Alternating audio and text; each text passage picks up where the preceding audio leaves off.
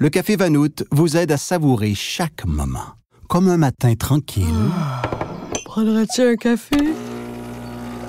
Une fin de semaine corsée. Prendrais-tu un café? Une soirée veloutée. Prendrais-tu un café? Ou un après-midi de rafraîchissement décadent. Prendrais-tu un autre café glacé? Un goût riche et savoureux vous attend avec Vanout. Vivre la saveur.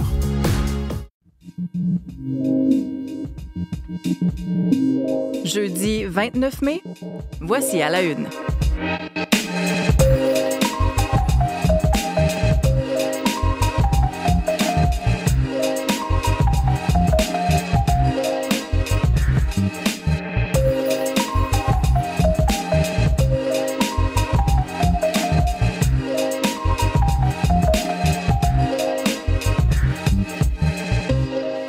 Bon début de journée, bon jeudi, Marie-Michel Bordua avec vous ce matin pour faire le tour un peu des grands sujets de la journée. Notamment, on va regarder là, ce qui se passe du côté des États-Unis puisque Donald Trump perd une manche dans sa guerre tarifaire. Il y a un tribunal américain spécialisé sur les questions de commerce international qui a bloqué hier les droits de douane dits réciproques que le président américain avait annoncé, souvenez-vous, en grande pompe en avril, des droits de douane qui visait 180 pays, notamment certains produits importés du Canada, du Mexique, de la Chine également.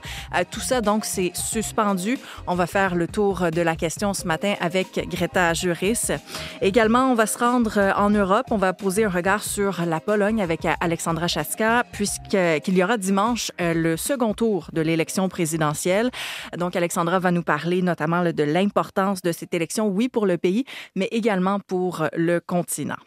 Mais d'abord, regardons là ce qui se passe à l'extérieur, pas très loin de nous quand on lève le nez au ciel. Véronique, aujourd'hui, un petit peu plus de nuages que les derniers jours. Oui, un petit peu plus de nuages, des couleurs qui étaient magnifiques il y a quelques instants. Donc, plutôt nuageux, quelques éclaircies. Disons que le nuage va dominer dans l'ensemble aujourd'hui. Mais côté précipitation, ça reste une probabilité. Probabilité de 60 % quand même cet après-midi, fin de journée, dès la fin de la matinée pour la région de l'Outaouais et les températures qui redescendent quand même d'un cran comparativement à ce qu'on a connu hier. Il a quand même fait 27 hier à Montréal. Ça variera plutôt entre 19 et 21 degrés aujourd'hui. Il y a même par endroits autour de 16 dans les Laurentides. Là, c'est pas impossible. Québec, c'est plutôt beau. Ça va s'ennuager un petit peu plus tard et les averses, ça reste sous forme de probabilité assez tard en fin d'après-midi, début de soirée, 40 % La nuit prochaine, les minimums qui vont se promener entre 12 et 14 degrés.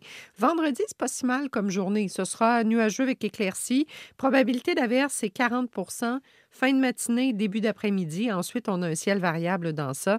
21-23 degrés au thermomètre, près de 19 à Québec. La probabilité d'averse restera de 60 % tout au cours de la journée pour Québec et l'Estrie vendredi. Donc, c'est pas des journées de pluie complètement, mais disons que c'est pas le beau soleil dominant qu'on a eu en début de semaine.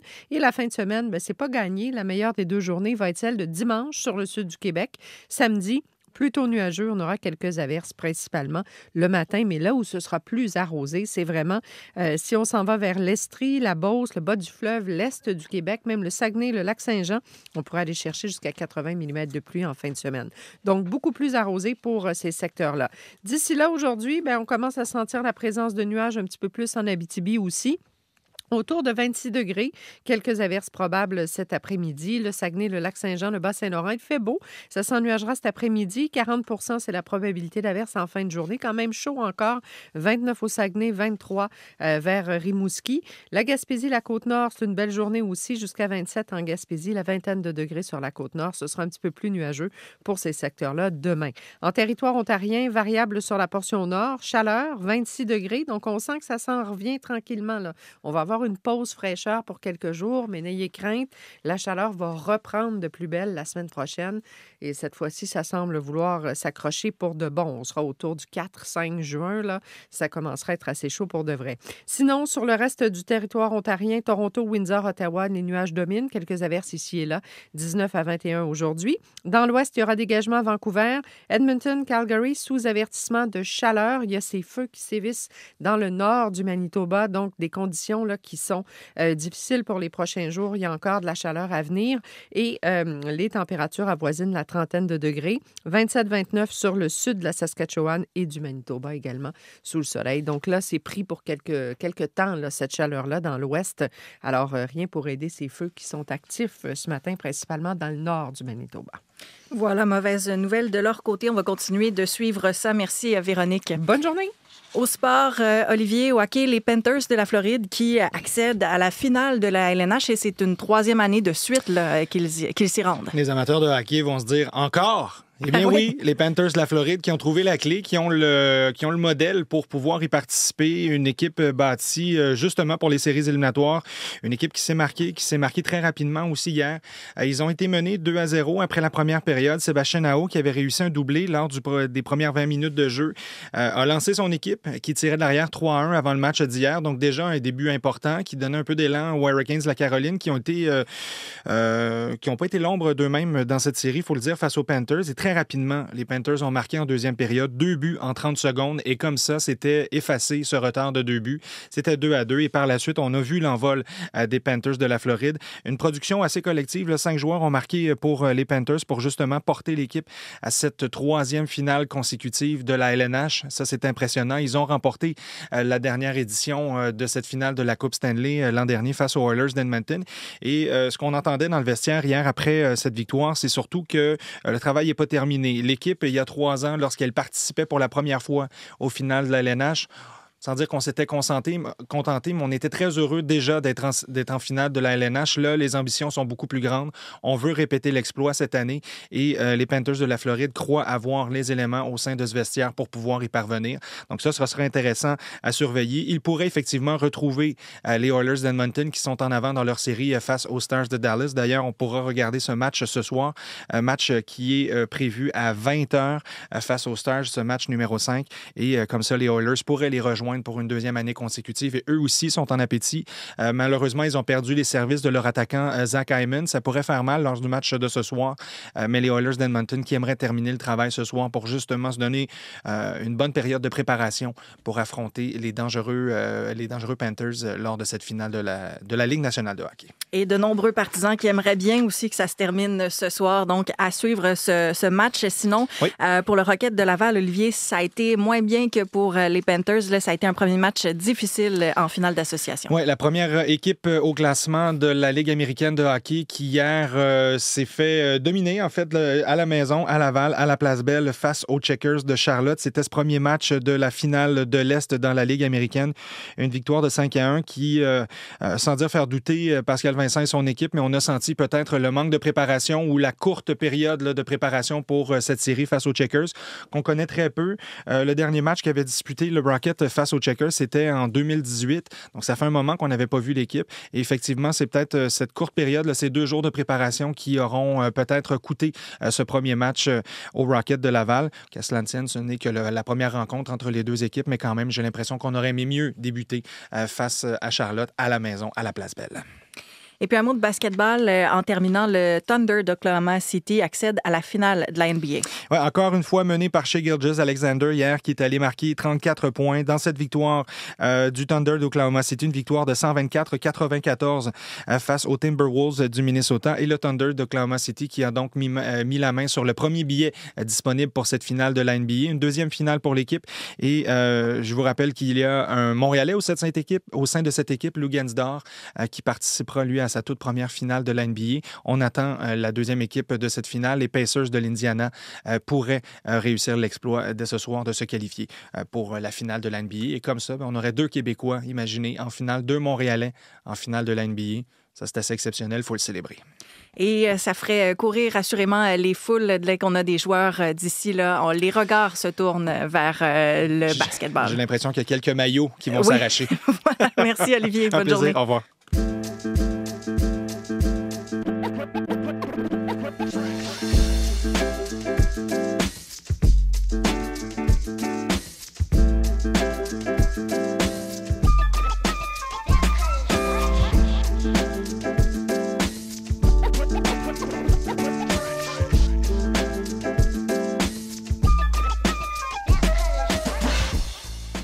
Alors, je vous le disais, d'entrée de jeu, il sera question de tarifs douaniers, des tarifs américains. On va en parler avec Greta. Bonjour, Greta. Oui, bonjour, Marie-Michel. Alors, il y a une cour fédérale américaine qui a décidé de bloquer les droits de douane dits réciproques de Donald Trump qu'il a imposés sur l'ensemble de produits entrant aux États-Unis. Donc, tribunal du commerce international des États-Unis, c'est à New York, ça. Décision qui a été rendue hier en fin de journée. Et quelles sont, Greta, les raisons invoquées là, dans cette décision? Oui, le tribunal du commerce international des États-Unis estime que seul le Congrès peut réguler le commerce international et que Donald Trump n'avait donc pas le pouvoir d'imposer à la quasi-totalité des pays du monde des droits de douane allant de 10 à 50 % le 2 avril dernier. Les 3 juges de la Cour fédérale ont précisé que le président ne peut invoquer la loi d'urgence économique de 1977 pour justifier l'usage de décrets présidentiels dans le but d'instituer des droits de douane sur les produits provenant de presque tous les pays du monde. Pour les magistrats, les décrets du 2 avril pour imposer un minimum de 10 % sur l'ensemble des produits qui entrent aux États-Unis et jusqu'à 50 % sur les pays d'origine, selon les pays d'origine, outrepassent les pouvoirs accordés au président dans le cadre de cette même loi de 1977. Les juges ont aussi insisté pour dire que toute interprétation qui délègue une autorité illimitée au président américain sur les droits de douane est anticonstitutionnelle. Donc, quelques minutes à peine après la décision, l'administration Trump a interjeté appel, ce qui fait que le dossier risque fortement de se retrouver devant la Cour suprême américaine. Un porte-parole de la Maison-Blanche a souligné pour sa part que des juges non élus n'ont pas le pouvoir de décider de la façon de gérer une urgence nationale en faisant référence aux déficits commerciaux des États-Unis.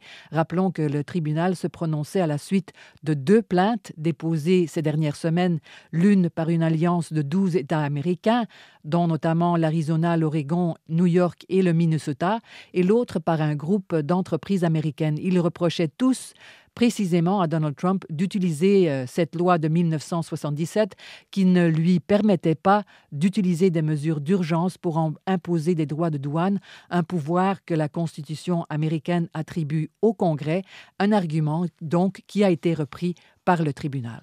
Et Greta, il faut dire que cette décision-là bloque les droits de douane imposés au Canada, au Mexique, à la Chine, des droits qui avaient été imposés là, parce que Donald Trump disait que ces pays-là n'en faisaient pas assez pour lutter contre le fentanyl. Voilà. Il s'agit des surtaxes qui avaient été annoncées au début avril, mais dont l'entrée en vigueur a été repoussée au début juillet. La décision ne porte pas toutefois sur les tarifs douaniers imposés par l'administration Trump sur l'industrie automobile, l'acier et l'aluminium. Donc, pas de changement pour ces secteurs-là. Rappelons que le président Trump, depuis son retour à la Maison-Blanche, a utilisé les droits de douane comme principale arme de politique commerciale, mais également d'incitation à la réindustrialisation du pays. Et on le voit depuis l'imposition de ces tarifs, les marchés boursiers réagissent énormément à chaque nouvelle annonce. Et là, ça ne fait pas exception. Ce matin, ce qu'on voit, les marchés boursiers qui ouvrent en hausse. Voilà, un vent de soulagement qui a fait avancer les principales bourses européennes, autant à Paris qu'à Londres et à Francfort. En Asie aussi, les marchés financiers ont grimpé, dont la bourse de Tokyo qui a avancé de près de 2 %. Entre-temps, le dollar américain s'est redressé pour s'envoler face à des devises telles que l'euro, le yen et le franc suisse. Et si la Cour suprême des États-Unis décide de maintenir la décision du tribunal américain du commerce international, toutes les entreprises qui ont dû payer des surtaxes seront remboursées avec intérêt et selon certains économistes, la décision va forcer l'administration Trump à négocier des accords commerciaux rapidement, dont probablement aussi celui avec le Canada. Oui, voilà, le Canada. D'ailleurs, rappelons que Mark Carney avait déjà indiqué après le discours du trône lundi qu'il espérait convaincre les États-Unis à lever les surtaxes imposées au Canada pour forcer justement le pays à en faire davantage pour lutter contre le trafic de fentanyl. Alors, on comprend, c'est une cause qui sera suivie de très près. Merci, Greta. Oui, je vous en prie. Et on le voit d'ailleurs ce matin à la une de presque tous les quotidiens, là, cette photo de Donald Trump avec son tableau des tarifs. On va faire le tour justement de ces quotidiens. Une revue de presse ce matin avec Marie-Jeanne Dubreuil à Ottawa. Bonjour Marie-Jeanne. Bonjour Marie-Michel. Donc, blocage judiciaire de certains tarifs, ça fait la une ce matin. Oui, la Presse Plus, le Globe and Mail notamment, mais je vous emmène aux États-Unis pour les prochaines minutes parce que c'est aussi en une des grands médias américains. Le Washington Post rappelle que oui, c'est une défaite pour Trump pour l'instant parce qu'il pourrait y avoir appel, mais que d'autres décisions judiciaires ont permis à des décrets du président américain d'aller de l'avant. Le président Donald Trump fait face à environ 250 poursuites judiciaires liées à ces décrets exécutifs. C'est beaucoup plus que ce qu'il en avait à ce stade de son premier mandat. Donc là, le Washington Post fait une liste très, très, très visuelle, là, très facile à comprendre, évidemment en anglais, là, mais qui nous permet de bien comprendre où on en est rendu dans ces poursuites-là. Par exemple, les juges ont bloqué pour l'instant les tentatives de punir des cabinets d'avocats, l'Université Harvard également, ainsi que d'expulser des migrants sans procédure régulière et le droit du sol, hein, ces gens qui sont nés en sol américain et qui demandent la citoyenneté américaine. Mais les tribunaux ont aussi autorisé Donald Trump à geler le financement des universités et d'interdire la présence de personnes transgenres au sein de l'armée américaine. Et comme je le disais, on est en cours de première instance pour la grande majorité de ces décrets-là qui ont été bloqués, donc on pourrait voir des appels, donc il n'y a rien qui est définitif, ça pourrait bouger. Cela dit, le Wall Street Journal nous dit que les marchés mondiaux ont rapidement réagi à ce blocage des tarifs douaniers. Il y a des actions qui ont grimpé et cette décision porte un coup dur aux négociations commerciales en cours avec plus d'une douzaine de pays qui ont été entamées après l'imposition des tarifs. Ça remet également en question les récents accords conclus avec le Royaume-Uni, la Chine. Il faudra donc que Donald Trump se trouve une nouvelle stratégie commerciale. Et pendant ce temps, au pays, le National Post fait le point sur les tarifs et l'impact qu'ils ont eu sur le Canada en quelques mois seulement. On parle d'une hausse du chômage, du prix de l'épicerie également qui est en hausse et le marché immobilier aussi qui a bougé en raison de ces tarifs douaniers. Et il est également question là, dans les quotidiens ce matin de cette grève dans le milieu de la construction résidentielle au Québec. Absolument. On vous en a parlé un peu hier, donc c'est sûr que ça devient un peu du pareil au même. Dans le Devoir, par exemple, on nous donne 8 réponses à nos questions sur cette grève du milieu de la construction parce que c'est un peu complexe. Hein? Il y a certains travailleurs de la construction qui ont décidé de retourner sur les chantiers parce qu'ils ne sont pas assujettis au Code du travail. Dans la presse, on nous parle des conséquences qu'aura cette grève des travailleurs de la construction en milieu résidentiel. On nous parle de familles, par exemple, qui attendaient que leur maison soit construite pour quitter leur logement. Leur bail vient à échéance. Ils sont très serrés dans le temps. Et là, la maison risque de ne pas être construite à temps. Beaucoup d'incertitudes. On nous parle également de logements qui ne seront pas prêts pour le 1er juillet.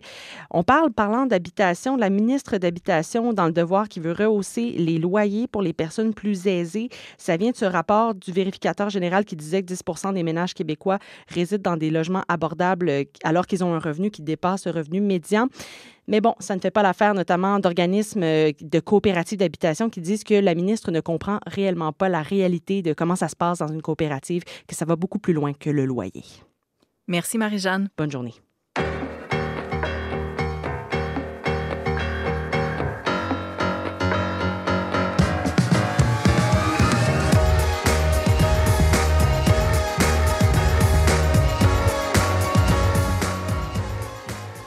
Le second tour de l'élection présidentielle en Pologne aura lieu dimanche. 2 candidats vont s'affronter dans cette élection qui est d'une rare importance parce que le résultat aura un impact direct non seulement sur la Pologne qui compte 36 millions d'habitants, mais aussi sur tout le continent où la guerre fait rage entre la Russie et l'Ukraine, vous le savez, depuis plus de 3 ans. Alexandra Chatska est avec nous pour faire le point sur cette élection. Bonjour Alexandra. Bonjour Marie-Michel. Alors, je le disais, 2 candidats dans cette élection présidentielle. Qui sont-ils? Qu'est-ce qui les différencie également? Et je vais d'abord vous donner une image, Marie-Michel, dimanche dernier, entre les 2 tours, justement, à Varsovie. 2 manifestations ont eu lieu qui marchaient dans 2 directions opposées. C'est vraiment l'image qui représente ce qui se passe en Pologne. Dans une des 2 manifestations, 150 000 personnes à l'appui de Rafał Trzaskowski, qui est le libéral maire de Varsovie, jeune cinquantaine, qui est un des 2 candidats. Et l'autre manifestation, une cinquantaine de milliers de personnes qui qui marchait pour Karol Nawrocki, un historien, un ancien directeur de l'Institut de la mémoire nationale, un candidat de la droite nationaliste, jeune quarantaine. Alors, le premier est le candidat de la plateforme civique, le parti qui dirige la coalition actuellement au pouvoir, au gouvernement, avec Donald Tusk comme premier ministre, vous savez, l'ancien président du Conseil européen. Et il est donc Trzaskowski pour une Pologne ouverte européenne en appui à l'Ukraine, favorable à l'accession de l'Ukraine à l'OTAN, entre autres, et à l'Union européenne. Et il est un très populaire maire de Varsovie. Il a été élu, juste pour vous dire, pour une seconde fois, pour un second mandat avec plus de voix que la première fois, il faut le faire. Le second candidat, Nawrocki, est du parti Droit et Justice, vous savez, le parti des deux jumeaux Kaczynski. Qui ont dirigé le gouvernement pendant 8 ans jusqu'en 2023 et qui ont amené, le parti Droit et Justice qui a amené la Pologne presque au bord de l'illibéralisme avec des entorses graves à l'état de droit. Alors, Nawrocki n'a jamais occupé une fonction élective, il est peu connu du grand public, mais il a fait une campagne très agressive avec beaucoup de succès, mais aussi beaucoup de scandales qui ont été révélés au cours de cette campagne, avec des liens avec le monde interlope, etc. Il est pour une Pologne identitaire, contre les valeurs occidentales. Il est d'ailleurs le préféré de l'Amérique MAGA, qui l'appuie ouvertement.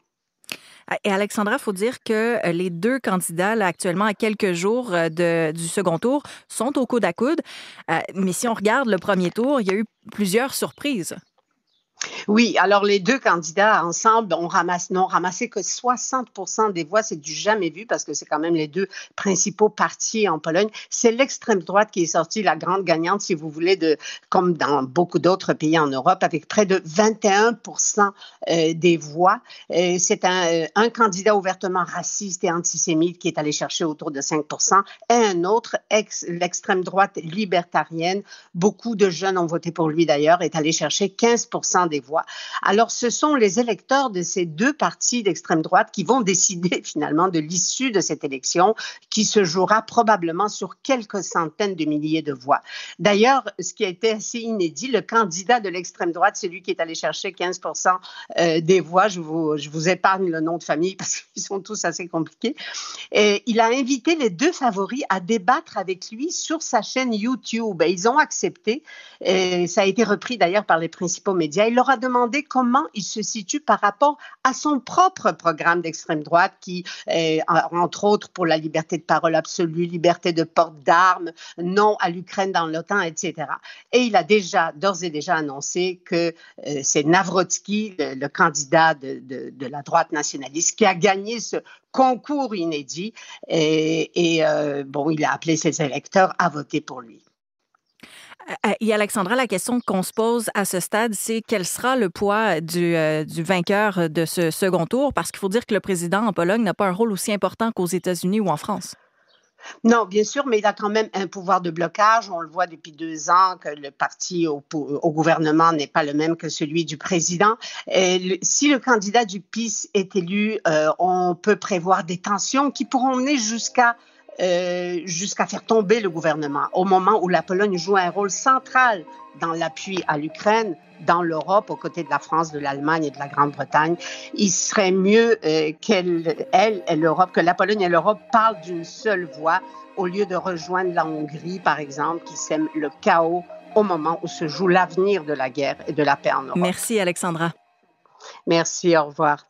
Le Café Vanout vous aide à savourer chaque moment. Comme un matin tranquille. Prendrais-tu un café? Une fin de semaine corsée.